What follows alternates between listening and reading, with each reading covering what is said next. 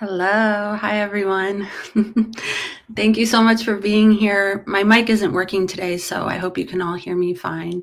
But I'm really excited to hang out with you today and answer your questions. So feel free to drop them in the chat, and I'll get to as many as I can. I have some questions from members who put the questions in response to a community post I made just in case they couldn't be here today, because I just want to make sure all of my members get their questions answered. And just so you know, I do have memberships on my channel. I do a weekly cooking video as well as members only Q&As. All right, so let's see. Okay. All right, I already have some starred comments. Hi, John. Okay, so my first question is from Allison Austin, and she says, after your book was published, you did a lot of interviews and talk shows. Which was your favorite and which was your least favorite? Also, were any of the celebrity journalists surprisingly nice or surprisingly rude? I thought this was a fun question. Probably the nicest person who I spoke to was probably Anderson Cooper. And I think it's because he had already done a bunch of interviews with people who had been in Scientology. And so he had the experience of how Scientology was. And so he was very like sweet and nurturing, and he just already knew a lot about it. And he was just very kind and respectful.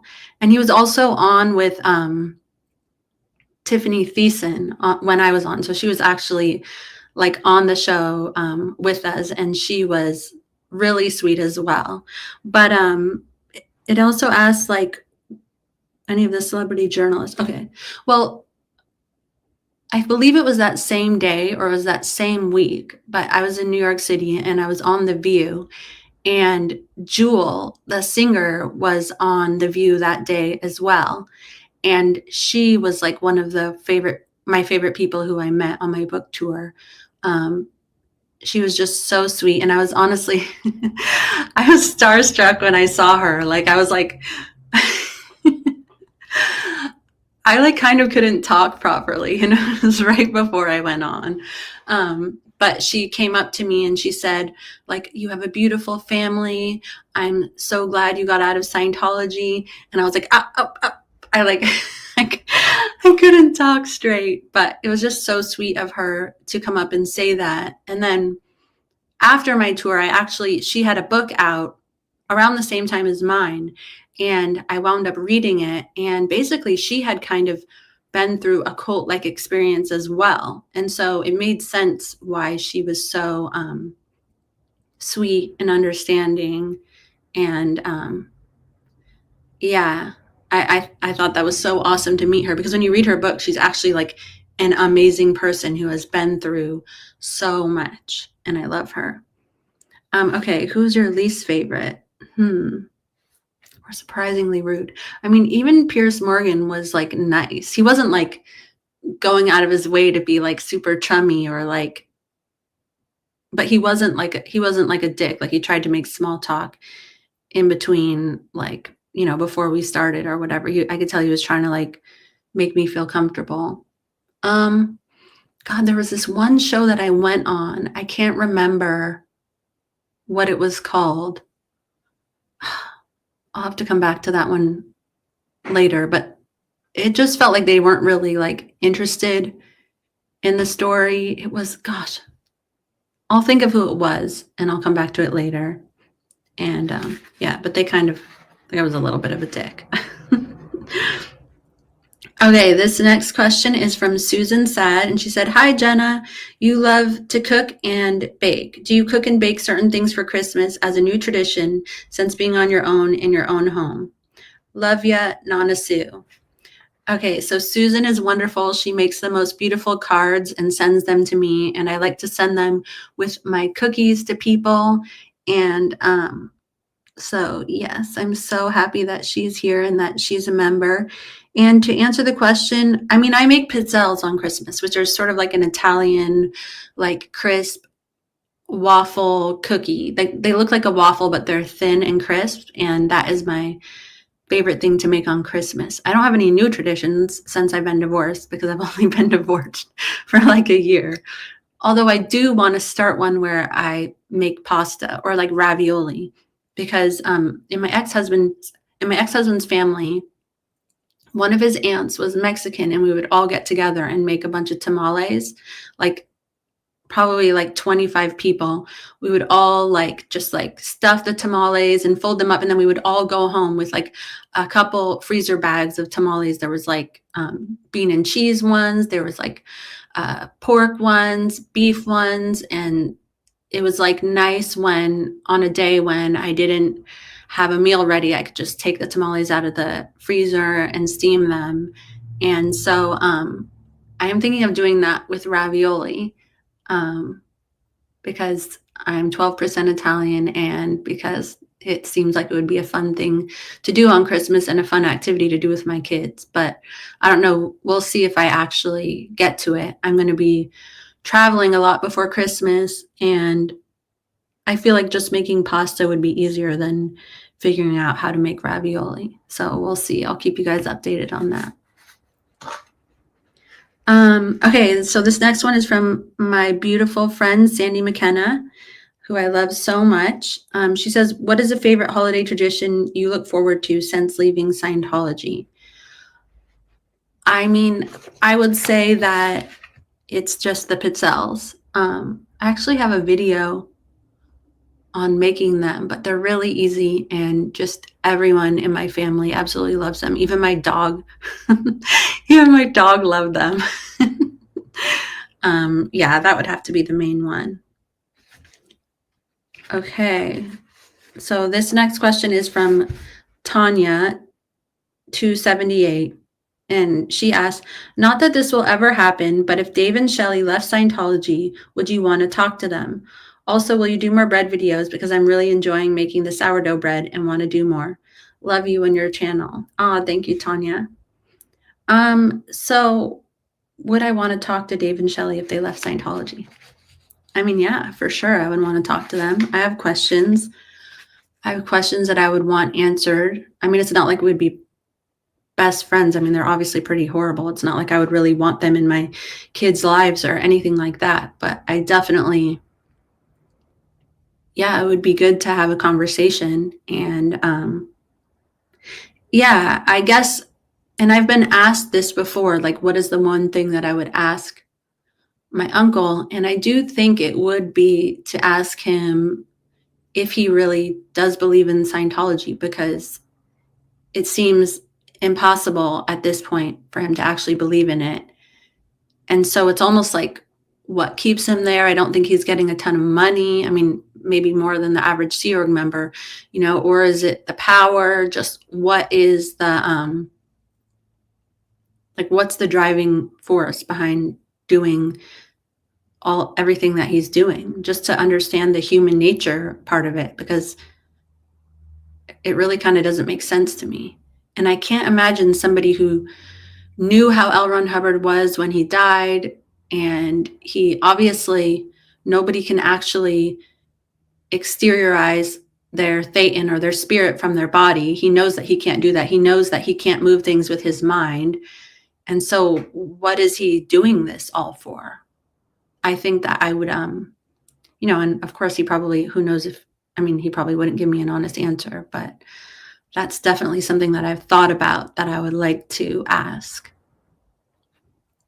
And will I do more bread videos? Yes, I want to do more bread videos.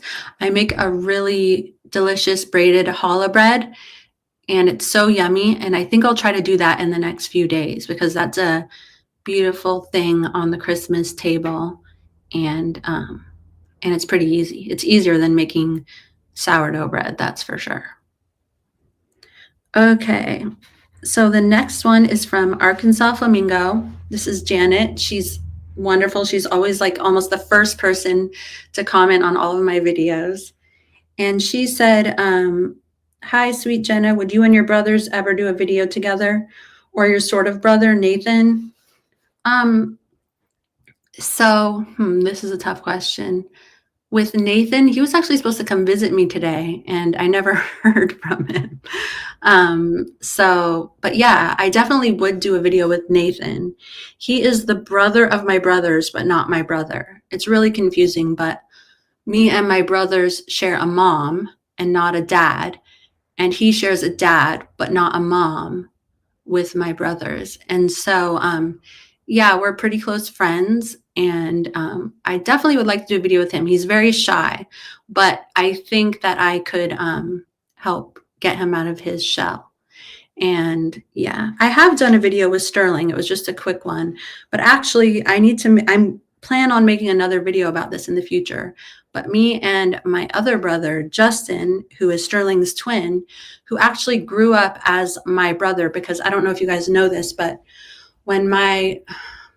before I was born, my mom was married to Justin and Sterling's dad, and then they divorced, and my mom took Justin, and their dad, Foster, took Sterling, and they kind of grew up in separate families as much as we actually did grow up in families. So I grew up with Justin as my brother. And Sterling was like my brother too, but we weren't in the same family. And he had Nathan, and him and Nathan were really tight. And so Justin was mostly my brother. And the truth is that me and Justin have not talked for about 13 years. And so someday I will get to the story of that. Not today, not in this live. But so no, I will not be making a video with him. All right, on to the next question. Okay, this one is also from Allison Austin 9639. And she says, I hope it's okay for me to ask another question. I want to grow more flowers in my backyard, but I live in a hot climate, the North Carolina coast, probably similar to the climate in San Diego. How did you discover which flowers would grow well in your yard? Thank you. Okay, so I love this question. There is a website called Floret Flowers, and it is where I learned everything about growing flowers. It is just such a beautiful site. She has so many educational articles on there. I want to share it with you guys if I can figure out how to. Okay, wait, I'm afraid I'm going to share the wrong thing.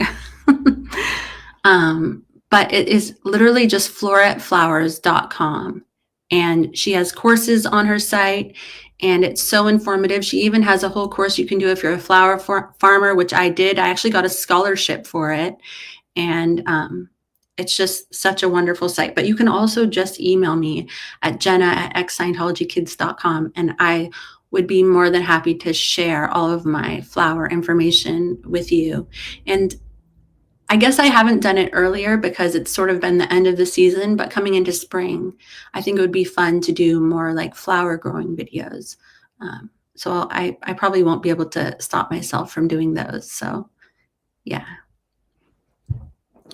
Okay, another one from Janet, Arkansas Flamingo. She says, hi, sweet Jenna, wonderful interview on bridges. It made me think of a question after both you and Aaron said you were atheists. Many of the Neverin community are Christians, and we send prayers to other members of the chats or to the survivors of the cult. Does that bother / offend you all, or do you all accept our faith and appreciate our prayers, but just not agree with our position? That's a good question. No, it definitely does not offend me in any way whatsoever. I just think it's sweet. And I mean, I'm just assuming it doesn't offend Aaron. I don't know how you could get offended by that. But yeah, I just think that it's like you showing your love in the way that is most meaningful to you. And so I just think it's really sweet. So thank you. Okay, those were all. Oh wait. Oh no, I almost forgot John Jasowski. I love John so much. He sends me the coolest things, and he's here. Oh, thank you for sharing that link, John. And thank you for the fruitcake. I just got it in the mail yesterday, and I already ate half of it. His question is, there's a show on the Food Network that asks chefs and celebrities to tell the best thing I ever ate. I used to watch this ages ago. I used to watch so much Food Network, but now I don't even know where to find it. But he said, I imagine some foods you didn't know existed until after you left Scientology. So he says, okay, so these are the categories he gives me. The best pizza I ever ate. There was this one place in like I went with my family to Nice in France, and there was an Italian place that was like from Naples, and they had like the best pizza ever, the best pizza I've ever tasted. I don't even know why. Like, it was so simple. Like, it just had some cheese and like a tomato, and but it was so delicious, and I think back to that pizza all the time. The best sandwich I ever ate? Mm-mm. That is hard. Oh, okay. There is a place here in San Diego. It's in Encinitas, so it's in North County, San Diego, and it is a market called Seaside Market, and they have this tri-tip that they make, and they have a tri-tip. The tri-tip, they call it, so the place where the market is, it's in Cardiff by the sea, and the tri-tip, like how they marinate it or whatever, it's called Cardiff crack, and it's so good. And they make it into a sandwich where they have like onion strings that are like they have some sort of batter on them, and there's like some arugula and some pickled onions in there, but that's probably the best sandwich that I've ever had. And they also have a version with like kimchi, and yeah, that sandwich is bomb. The best wings I ever ate. I don't really like wings. I'm sorry, but I feel like they're too like wingy. Like, I don't want to think that I'm eating a chicken's wing when I'm eating food. And so like I don't like the feeling of like eating food off of the bone. Like I know that that's my problem, but I don't want to think of, I don't want to have to like be reminded constantly that it's like an animal's like elbow joint as I'm eating. It just kind of grosses me out. So yeah, the best kielbasa I ever ate.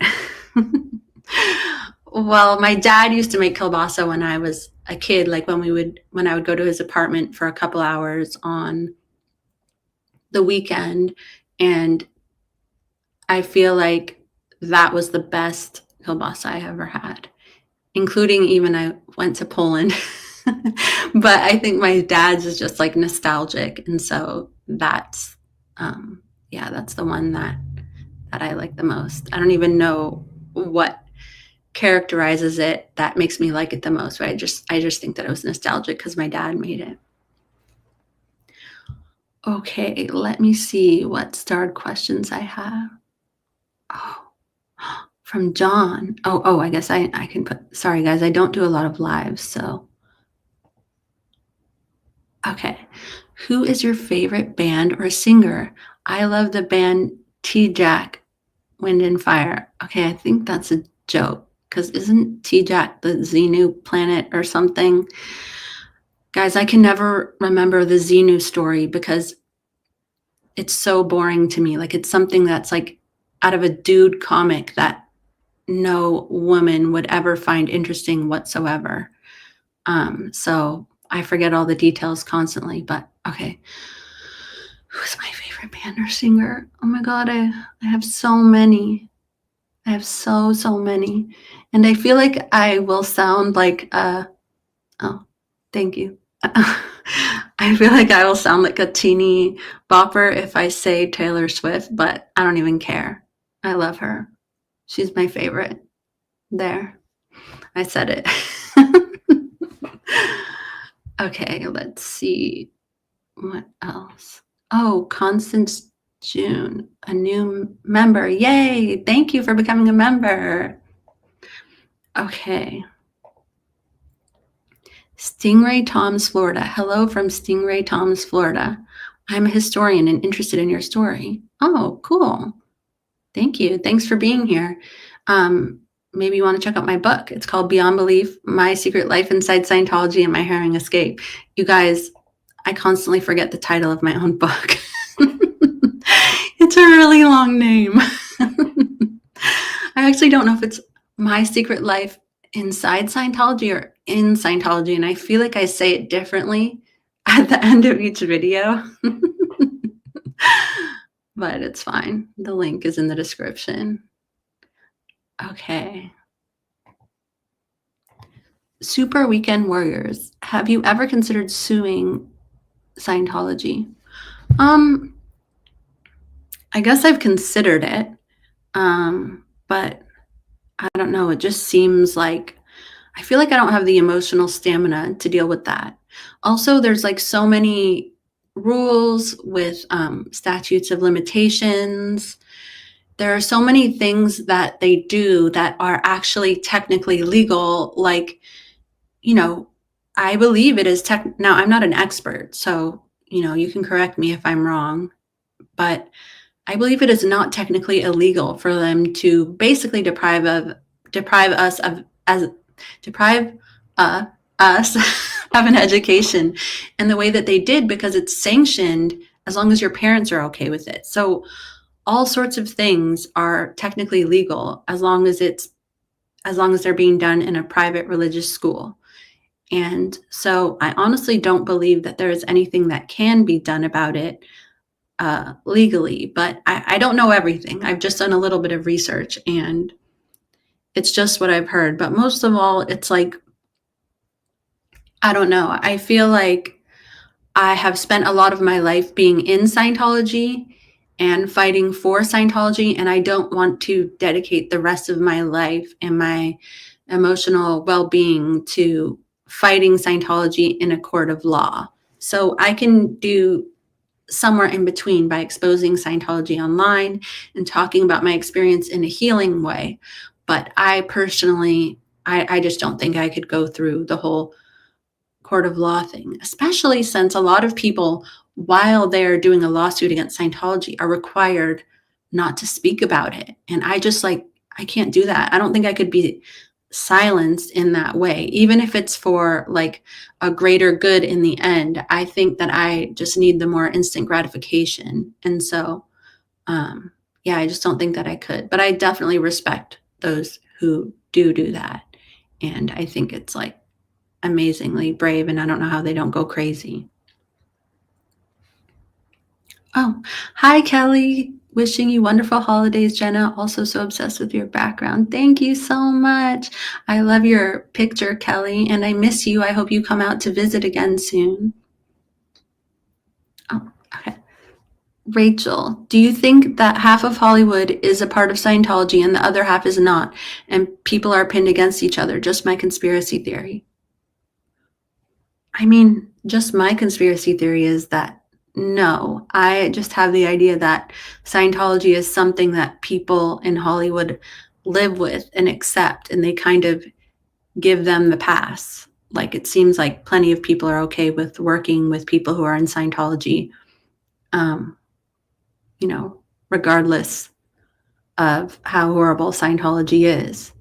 And I mean, I guess it's kind of like, what would you do if you're on the set with a Scientologist? Like, what do you do? Refuse to work with them? Do you ask them a bunch of questions? It's sort of like, what are the real options? I don't think that many people are going to like put their own career or their own position at risk in order to fight for something that they probably feel that they don't really know that much about. They don't really have the facts on. So I don't know. I think just getting the word out there about Scientology makes people more and more aware. And maybe, somebody will feel that they need to do that at some point, but nothing that I've heard of. But I really haven't heard of anything. I really just don't know. Okay. Survive the Kool-Aid. This is so exciting. Thank you. Season's greeting as well. Thank you. Thank you for being here. This is fun. Mia Mo. Hi, Jenna. I love your flower arranging video. I keep watching it as ASMR when I want to calm down. Thank you. Oh, good. That makes me so happy. I want to do more of those. I just haven't gotten around to it. It's so funny to me, though, that people mention that my voice sounds like ASMR or that I'm so calming, because I've never been told that I'm calming in my entire life. And I feel like I'm tricking you guys somehow, because I'm not calm or calming at all. I think maybe when I get nervous before a video, I like try to like calm myself down so I can talk properly. Maybe that's why I come across as calming, but I'm a spaz. I'm not a calm person. I'm a spaz. Laura Font. Hi, Laura. Okay, so when you ran away from the ranch the first time and a truck full of kids found you, who were they? Anybody we would know? Well, one of them was actually Mike Rinder's daughter, Taryn Rinder. So, yeah, so it wasn't anybody who has left Scientology. I remember there was another gal named Jessica Epstein and Heather Ashworth. So I guess no, nobody who you would really know. Sorry. Rachel, does Scientology not like college? I don't think that they specifically dislike college. They just don't find it to be important. Like in the end, for me, I was intended to work for Scientology, be in the Sea Org, and that's all that mattered. There was nothing I needed to learn in college in order to prepare me for that. And probably Scientology sees just regular paying Scientologists as if money they would give to a college is just money that's being taken out of Scientology's pockets. So it's definitely not like something that they push. I mean, the Scientology schools are substandard as it is. And I guess when you believe that people's spirits, or the spirit that you are basically immortal beings that live lifetime after lifetime, and then you believe that through Scientology you can erase your between lives amnesia, it's like almost like you can relearn all the things you've learned on your entire whole track if you just do Scientology. So why bother with college? I hope that makes sense. Cece, did you work with Jack Kruchko in the landlord's office? If so, what years were you in that office? Hi, Cece. I saw your comment the other day about my Aunt Sarah, but I was in the landlord office from about, 2003, maybe 2002 to 2005 when I left. And the landlord office, just so you guys who may not know, is the branch of Scientology management that is responsible for acquiring new buildings for Scientology churches and for planning their design and their layout and getting this design and layout executed. So renovating these buildings. And I believe that I was at the landlord office in middle management, and I believe Jack was in the landlord office in LA, I was also in LA, but he was at a different base than me. So I never worked directly with him, but I believe that I saw him around, but I don't really know him that well. I stand alone. When you were in the CMO, did you have to shout at people and swear, or was that the norm? So that's a good question. So I did not always shout at people and swear. Well, I did swear all the time, but that's not because I was in CMO. That's because I just can't stop. And I think it's a Sea Org thing. And I've tried to stop, but I don't particularly see a reason why. So I can't. But did I have to shout at people? A lot of people in CMO do shout at people. And I even remember at the ranch, the first time I shouted at somebody because I saw my mom doing it. And I was like, I'm just going to test it out. And I shouted at this one kid and I felt so bad after. And I told him I was sorry. And then there was really only one other time when I really shouted at somebody who was supposed to be doing a program target for me and wasn't doing it. And it was another kid my own age. And it was almost like I was testing out this power that I saw all of these other executives have. And I feel like when I did it, nobody took me seriously. I did not have whatever they have. In Scientology, they call it ethics presence. Ethics presence basically means that they know there's going to be consequences if you fuck with that person. And for some reason, I don't think anybody really believed that there would be consequences if they fucked with me. Well, not the people who I was supposed to be the boss of anyways. the people who are the bosses of me did think that there would be consequences to messing with me. But yeah, so I did do that. And it was kind of like you were kind of required to be a jerk, but not always yelling. And I guess yelling wasn't really my thing because I don't talk very loud. And it was just embarrassing and it didn't feel good. Um, yeah, I hope I answered that. Hi. Okay, did you ever experience OT abilities? No, I did not. I never once did.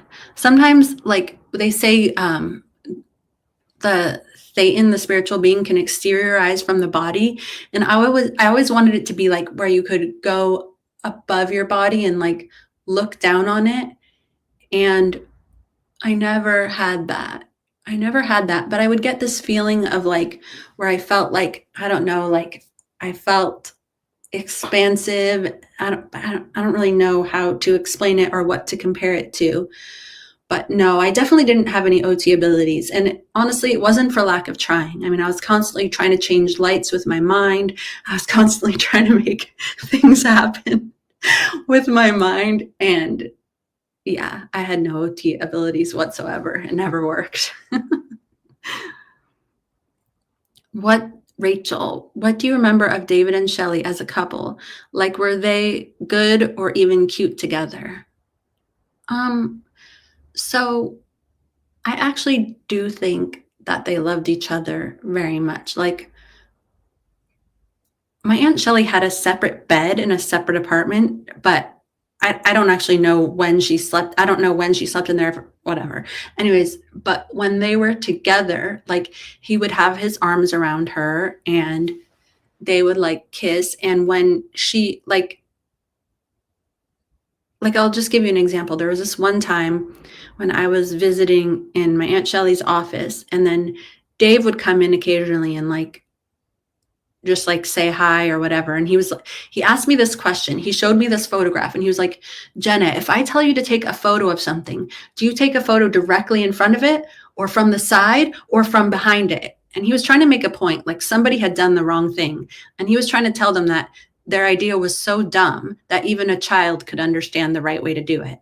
And I was like, I did not know the right answer because I was like, well, you could take it from either side. Like I was basically as dumb as whoever he was trying to prove was wrong.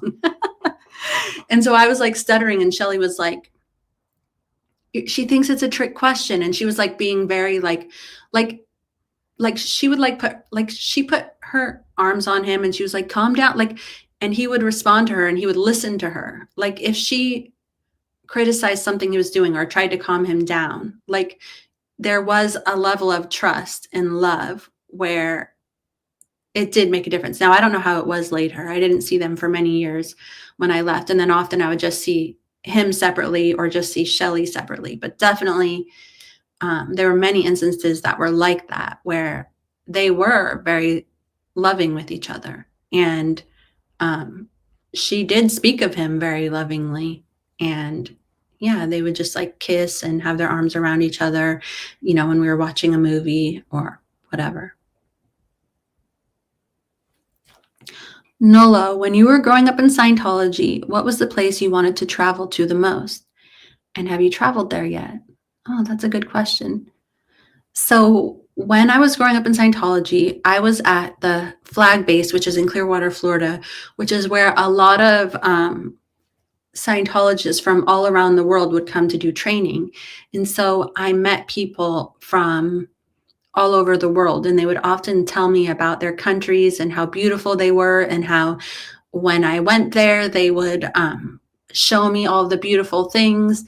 And that was something that I actually missed after leaving Scientology. Like I always felt like when I was in Scientology, I had all these friends all over the world, even though it's just kind of a farce because I never would actually have been able to see those people again. And I never did. It just felt like, I don't know, I was always around people who were speaking different languages and who had different cultures. And I just loved that feeling. And I would say that one of the main places I wanted to go to was Italy. because I met a lot of Italians who are like very like outgoing and fun, and I've never been there. I still want to go. So yeah, I've been to many other places, but I've never been to Italy. Shay J, I'm sorry I'm late. I'm new to your channel. I hope this is okay to ask, but do you think Shelly M is still present? Like that she's still alive? I do think that she is. I'm not sure if I am catching the exact meaning, but I do still think that she's alive, yeah. Debbie with an I, when people are on the cans and lying, do they realize that the e-meter doesn't really work? The thing is that the e-meter, I guess when you're lying on the e-meter, it's like, just say there's something you want to tell them or that you think you should tell them, but you're not telling them that exact thing. It's still, you can still, like the e-meter can still work and you can be tricking it a little bit. So, and I guess, for example, if they ask you, like, for example, have you stolen an apple? And the e-meter reads on that question and you're like, no, I haven't. I guess you don't really question the e-meter. You question yourself and your own beliefs. And you question if you stole an apple in a previous lifetime, or if you stole something that was close to an apple that could be making the e-meter read. And so, yeah, I guess there were times when I was asked something directly and I lied my ass off, but I believed that it wasn't because the e-meter didn't work. It was because, like, they would be like, did you do this bad thing? And I'd be like, it's not bad. And I know it and I don't care. And so I'd be like, no. And I was like, I knew exactly, like I felt no guilt whatsoever. And so I felt like the e-meter wasn't reading because I didn't have any like emotional pent up thing about that. So yeah. Yeah, I guess there's many other reasons to believe that the e-meter didn't work, but I guess I'm talking directly about interrogations. And I don't know, that's how I justified it to myself, thinking that the e-meter still could work. Yeah.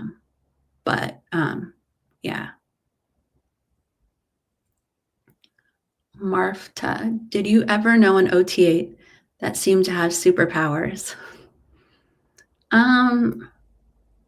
No. I mean, the closest OT8 that I knew was my grandma, and she was like kind of like George Costanza. She would like complain about everything, and she was like super funny, but there was no OT powers whatsoever. She was better than having OT powers, but there was no like superpowers. And yeah, I knew of some others, but they were just like paying Scientology members. And yeah, I just never really saw it. Okay. OMG, so like Valley Girl. Oh my God, me too. Like, I can't stop. All right. When you were in, did you know Mike Rinder, and how do you feel about the accusation by some contributors to SPTV against him, even though he has done so much to redeem himself since? Oh my goodness. What a doozy.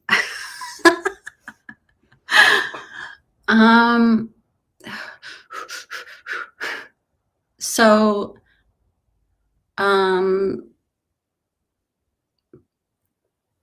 my answer to this question, oh God, how do you feel about Mike Rinder? I mean, I have had my own set of experiences with Mike Rinder, and I guess I can only say my opinion, but I feel that for somebody whose job it was to ruin people's lives for years and years and years in Scientology, for somebody who personally went out of their way to ruin my life and tried very hard to separate me from my ex-husband, leaving Scientology, even though he had known me since I was a tiny little baby. And who basically, if he had succeeded at that, I literally wouldn't even have my own children. I wouldn't have the children that I have right now. And to have gotten a very minimal apology and having been misled for several years, sort of about what he knew about, like, so when I was writing my book, I was trying to write the part about Mike Rinder trying to separate me from my ex-husband Dallas, and I asked him to help me with this, and the help was very begrudging. And it turns out that later on, he was like, well, since I helped you, I want you to help me with my book. And then to find out many years later that he had all of the documents pertaining to what happened, to us being followed when we left Scientology, and was a part of trying to turn Dallas's family against us, and all of that sort of thing, was really eye-opening to me. I never saw Mike as like a hero.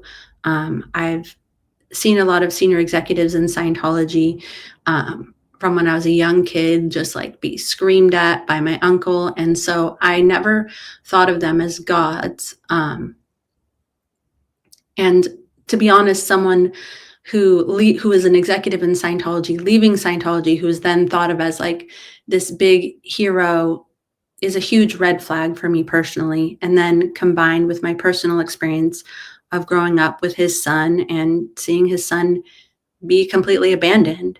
And I just have my own opinion, and seeing the way that he judges people who are trying to cope in the best way they can to be happy after a lifetime of unhappiness and hardship, seeing the way that he judges those people and outright attacks and harms them, and still thinks that he is the better person or has the higher ground, just shows a complete lack of self-awareness to me.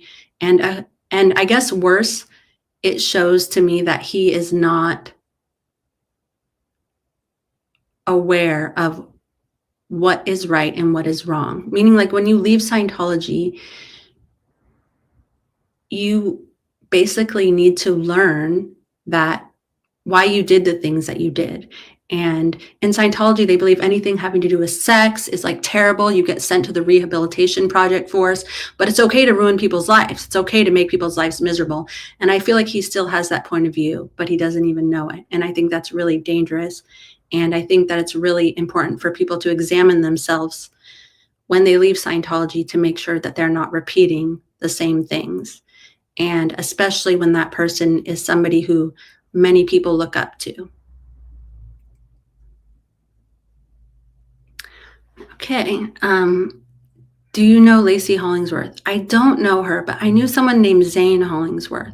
He was a folder page, which is just somebody who carries auditing folders at Flag, but I don't know Lacey. Maybe it's his sister? Not sure. I Stand Alone. In Glasgow, your book was in the Grand Library, but it's been missing for 5 years. There are no other books on Scientology. Oh no, someone must have taken it and not returned it. Someone like me, I'm pretty sure I've never returned a library book in my life. And I have to take out library cards in my kids' names. Dunda Mifflin, do you think your uncle is going to pick out a successor? No, I don't know. I have no idea. There isn't like, I mean, I guess maybe if he was smart, he would like choose the person who he wants it to be so he can still feel like he has some control even when he's dead. I think he would do that. Yeah, that's the kind of thing he would do.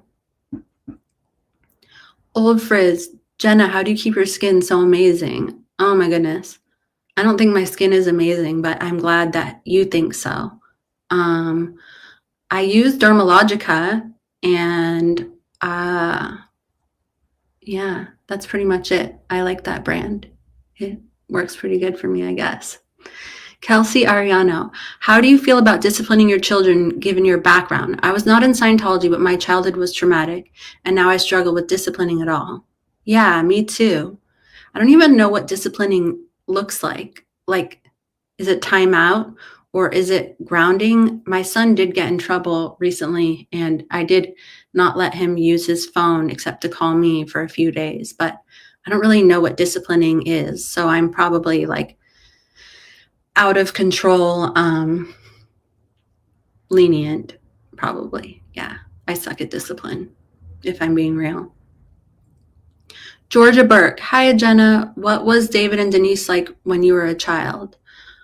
When I was a kid? Okay. Honestly, they were both very, very sweet to me. They got me amazing presents. And, well, Denise is my Uncle Dave's twin sister. So Denise was always my favorite aunt. She was like super cool and loving and warm, would always buy me presents. Her house was always so cute and cozy. And she talked to me like I was like her favorite, like co-conspirator. And she like understood me as a little girl and in like a feminine way, and not as like a Sea Org member and a Scientologist. And I really, really loved that part of her. And Dave, he was like, he would make jokes, and he would like, I don't know, like try to do like some magic tricks. And he was just really sweet. Like he was always really, really sweet. And he always seemed really, really happy to see me. And he gave me really good presents. Okay, guys, just a few more. I have to go at 4. But okay, Rachel, what's the possibility of Dave and Shelly having kids ever? I mean, they're old. They're like 60 something. So I would say no, that's not possible. Justice, can you remember the first weird thing you experienced in the outside world when you left Scientology? The first weird thing. Well, this was like, so like before I left Scientology, I once was allowed, like, it was when me and Dallas were married, I was once allowed to go to a Christmas party with his family, and his whole family gets together. It's like 100 people, but I had not been around people who were not Scientologists. So I was like terrified of them. And I would like just hang on to Dallas's arm. Dallas is my ex-husband. And I would like, if anybody would like talk to me, I would like look at Dallas for what to say. And they had this white elephant gift exchange where like the women were separated from the men. And so he was like over there. And then I brought a gift. Anyways, so I picked a number, and the gift I got was like, I opened it and it was like this piece of lingerie, and it was like this stool and like 5 pornos. And Dallas's one cousin was, and it was like paint on latex something. I honestly don't even know what it's for. And one of his cousins was a stripper, and she had brought this gift, and she was like, "You're not 36D. I don't think so," because you can steal the gift. So like she wanted it back from me. And so anyways, she took it, but I was like, holy shit, non-Scientology people are terrifying. And now it's just funny. Molly Brown, do you feel like you have made progress in your healing? I do think so. I definitely think I have made progress. Sometimes I feel like when you make progress, it's like things get a little worse. So because you become more aware of certain ways you were fucked over. And then you then have to work to become strong enough to deal with that. Where there's some level of where you're blissfully unaware, it almost is a little safer. So I feel like it just kind of goes like it's like up and down a little bit, but I do feel like I have made progress. Yes. Okay, guys, that's all we got for today. Thank you all so much for being here. I love your wonderful questions, and I hope we can do it again. I'm going to be doing members only Q&As as well. So become a member, and I will also do cooking videos. All right. Have a wonderful rest of your day. Goodbye.